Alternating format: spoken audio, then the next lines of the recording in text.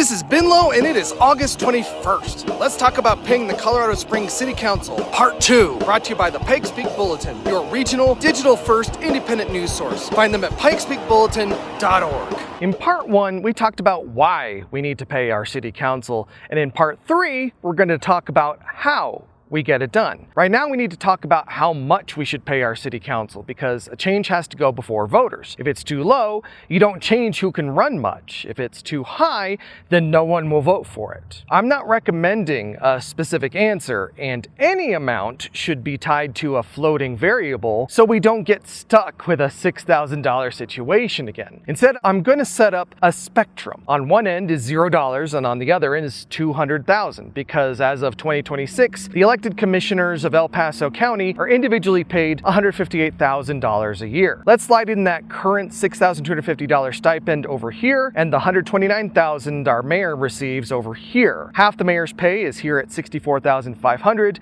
and 3/4 is $97,000. If you work 40 hours a week at Colorado statewide minimum wage, you'll make $31,500 a year before taxes. So, what about council pay in other cities that are roughly our size, where city council members work full-time like ours? Albuquerque's council pay was recently adjusted up to $68,000 a year. Atlanta, $72,300.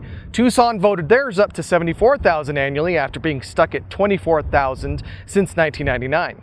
Kansas City, Missouri, $87,000. Cleveland, $91,900. Minneapolis, $110,000, Sacramento, $114,000.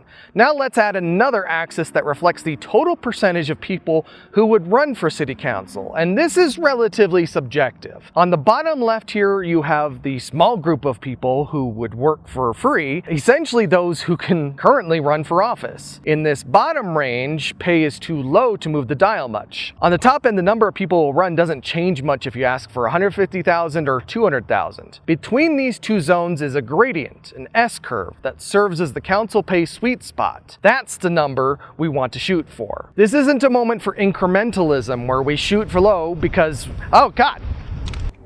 it's easier to convince voters. We want a solid wage that automatically adjusts so we don't have to go back to voters for an actual respectable wage. Of course, the more money you ask for, the harder it is to fight for votes. So you have to raise even more money to educate voters and overcome opposition. In all things, there's a balance, and we'll talk about how we get council pay on the ballot in Part 3, but for realsies. BNLO exists thanks to your support on Patreon. Consider becoming a BNLO patron today.